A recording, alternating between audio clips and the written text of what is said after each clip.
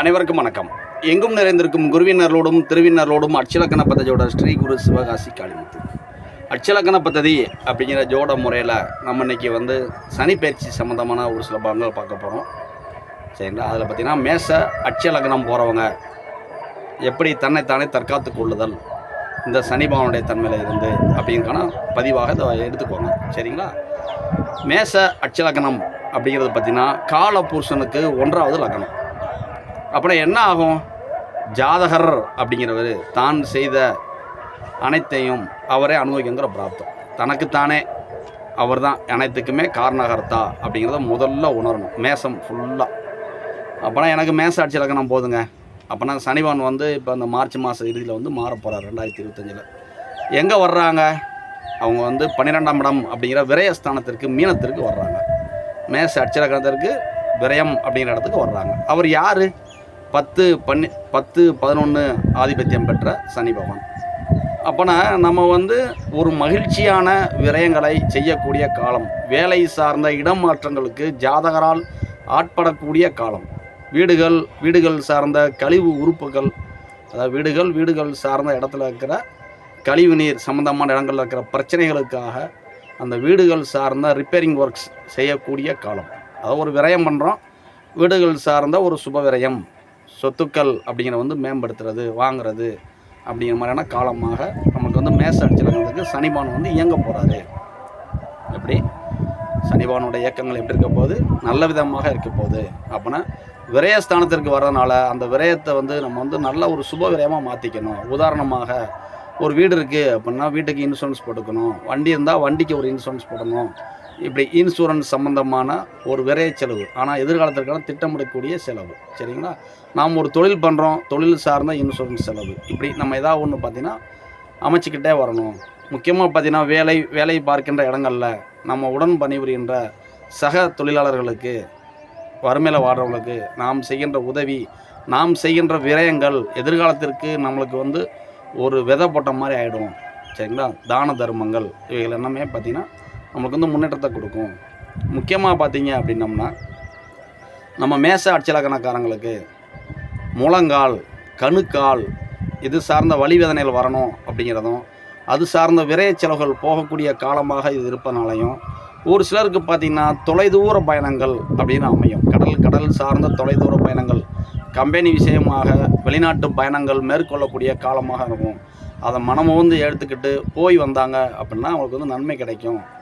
ஒரு சிலர் பார்த்திங்கன்னா உள்நாட்டில் இருக்கிறவங்க திடீர்னு வேலை விஷயமாக வெளிநாட்டு பயணங்கள் மேற்கொள்ளக்கூடிய காலமாக இருக்கும். அப்போனா அந்த வெளிநாட்டு பயணங்களை அவங்க மனமும் ஏற்றுக்கிட்டு போவது நன்மை கொடுக்கும்.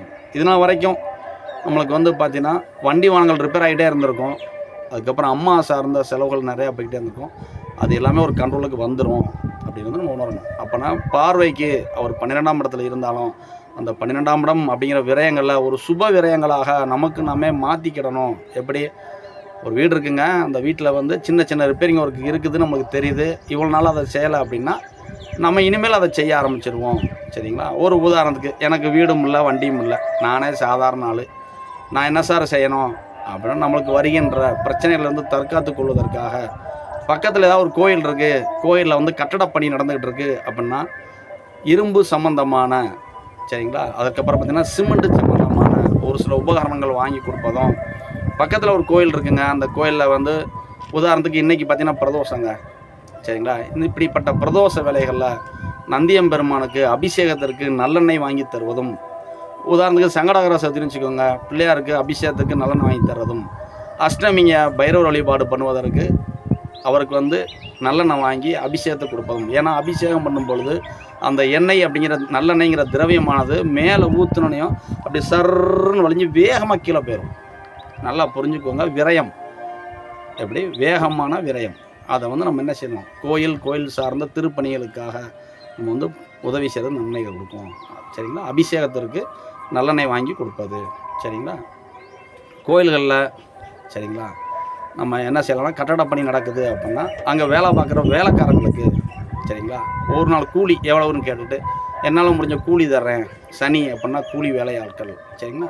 இப்படி நம்ம கொடுக்கும் பொழுதும் நம்மளுக்கு வருகின்ற விரயங்கள் சுப விரயங்களாக நாம் வந்து மாற்றிக்கொள்ள முடியும் அப்படின்னு உணரணும். அப்போனா இப்படி நம்ம செய்கிறனால என்ன நடக்கும் அப்படின்னா, சனி பகவான் 12 இருக்கிறனால நமக்கு வந்து உறக்கமின்மை அப்படின்னு இருக்கும். அதாவது உறங்க முடியாதுங்க, சரிங்களா. உறக்கம் வந்து வருவதில் தடைகள் பட்டுக்கிட்டே இருக்கும். அப்புறம் இந்த விரயங்களை நாம் செய்யும் பொழுதும், உதாரணத்துக்கு சனி பகவான் அவர் காலபுருஷனுக்கு 12ஆம் வீட்டில் போகிறாரு. 12 அப்படின்னா உடல் உறுப்புகளில் கால் பாதம், அப்போனா கால் பாதத்தில் அணிவது காலணி அப்படிங்கிற செருப்பு.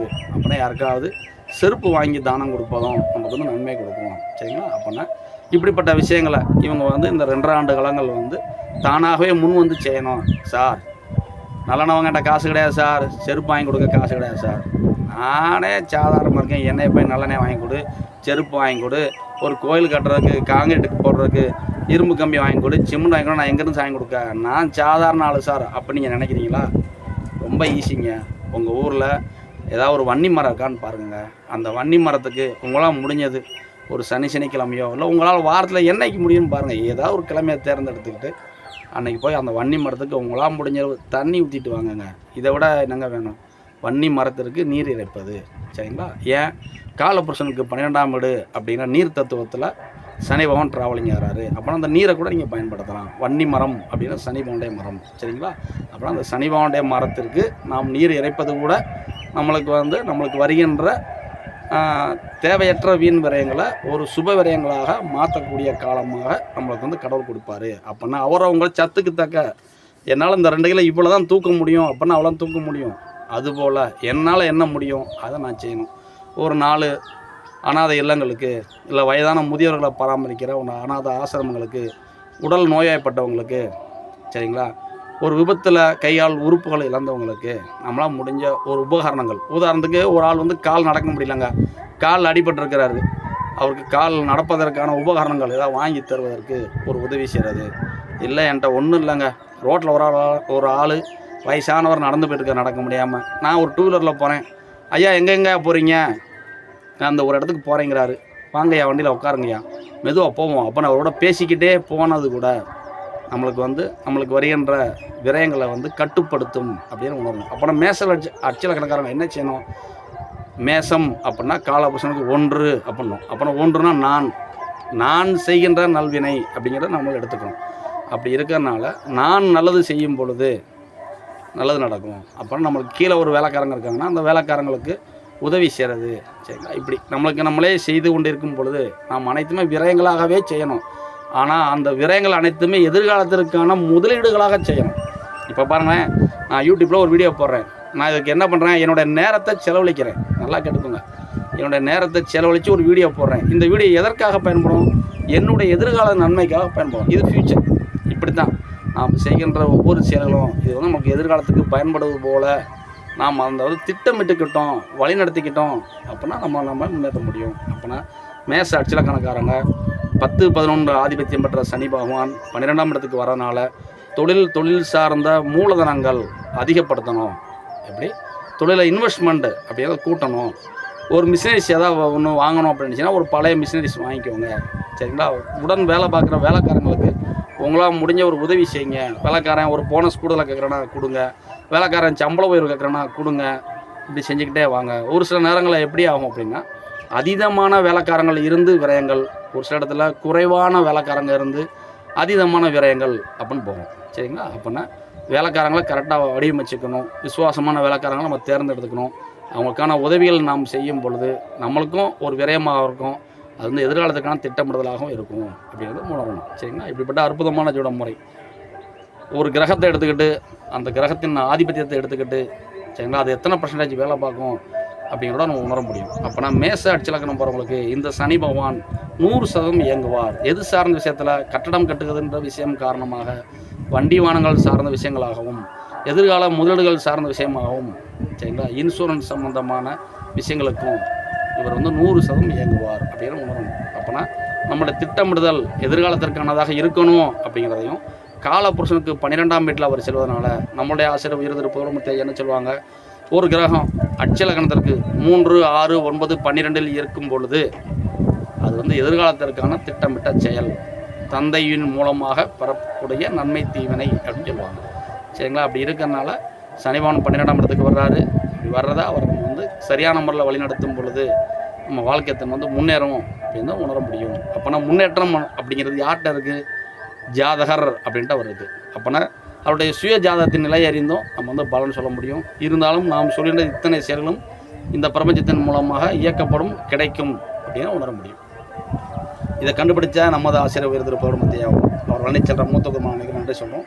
நம்ம சேனலில் இன்னும் ஒரு 4-5 வீடியோஸ் வர வேண்டியிருக்கு சனிப்பயிற்சி சம்மந்தமான. அதுக்கு உங்களுடைய சப்போர்ட் தேவைப்படுது. அனைவருக்கும் நன்றி. வாழ்க வளமுடன்.